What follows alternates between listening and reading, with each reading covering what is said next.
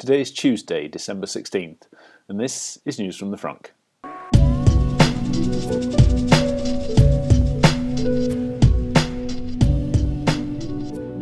Morning everyone, welcome to a hotel in San Jose, California, a wet and windy San Jose, California, for another episode of News from the Frunk. We start this morning with news, once again, of the P85D. A lot of people placed orders after the announcement on October the 9th, and unfortunately, cars have hardly shown up. I think only a handful, maybe one or two owners have got their cars yet, and they don't have the new seats. Unfortunately, in another example of Tesla's atrocious communications, they ran into problems in the factory and did a terrible job of communicating what was going on, and frustrated people who were dropping $120,000, $130,000, $140,000 on a new car, and have managed to upset a lot of people. So what is going on? It seems like they have run into problems with some of the airbags in the new Recaro seats. That has they only discovered it after they built the first batch of cars. So they are now installing the old seats into the new run of P85D cars, and the people who've taken delivery so far seem to be folks out of that second batch. The folks who were in the first batch of cars that got built still don't have their cars and still haven't got concrete dates. Tesla, according to an email from Jerome, Guillen, who runs Tesla sales and service globally, they have brought on board some contract employees working under Tesla supervision to replace the seats in those first cars that got built, essentially retrofit old seats into those new cars. At some point in the future, once they have solved this problem, they will then send a ranger out, or maybe take the car, I assume take the car into a service center, take out the old seats and put the new seats back in. Sounds complicated, and it probably is. To a certain extent, it's out of Tesla's control. Whether it was actually a faulty part or whether it was an incorrect part, we're not quite sure. There's also been some problems with strikes at both the Los Angeles and Oakland ports that are delaying parts supplies into the factory. And this has all conspired together to create this horrendous situation. But fundamentally, Tesla then made it even worse by not communicating to the people who ordered those cars. It sounds like things are on the road to getting better, but I say the folks who got those first batch of cars who were supposed to get the first P85Ds built still don't have them and still don't have dates. Maybe by the end of the year, Jerome is saying. We will have to wait and see. Other information about the P85Ds is beginning to appear now that we're seeing them in the wild. The first one is the Frunk, as we all knew.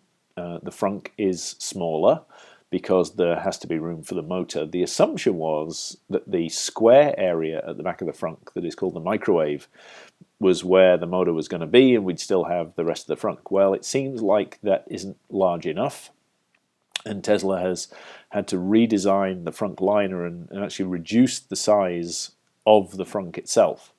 So as well as losing the microwave, about a third of the Frunk has been used up as well. Certainly no longer any room to get a spare wheel and tire in there, not that many people did anyway. But if you have a P85D on order, check out those new Frunks because it is quite a bit smaller. A couple of other things about the P85D.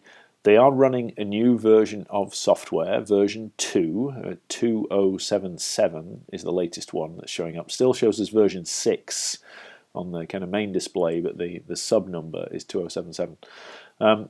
It seems like the steering setting has been removed. In the old software, we had sport, normal, and comfort mode, which changes the weighting on the steering wheel. In the new cars, that setting is no longer there. I don't know whether that is an oversight or whether it's deliberate. I don't know why they would have taken it away. Whether it's something to do with the fact that the cars now have electronic steering in order for the autopilot to work. Don't know, wait and see. But I certainly have it on comfort on my car, and the owners who've already taken delivery of P85D say that the weighting is closer to normal or sport, so quite a bit heavier. So we will see what's happening with that over the next few weeks and over the next few software updates. Other news, owners are reporting that there is some noise from the front motor, as you would expect. Some people have said it can be quite loud. Others have said, no, actually it's not a problem. You can hear it under hard acceleration, but when you're cruising normally, there's hardly any news at all. And last but not least, in the P85D, we have another controversy, this time around range. So the regular 85 cars have a EPA rated range of 265 miles, which shows up as rated range in the display. The new cars have been tested and are tested using the new EPA 2013 guidelines. The old EPA guidelines used to measure the car at 100% battery capacity.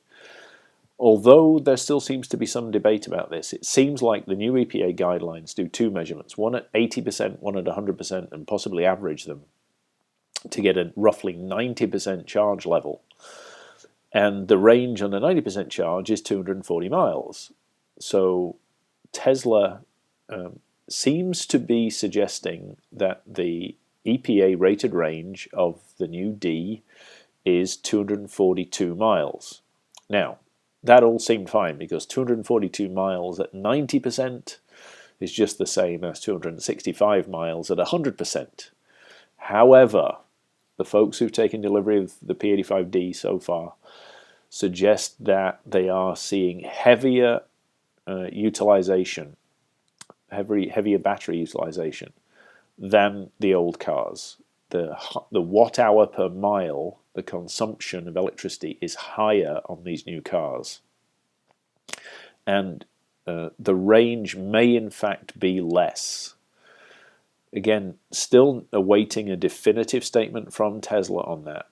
But it is possible that Tesla was possibly misleading, accidentally misleading, hopefully not deliberately misleading, but accidentally misleading.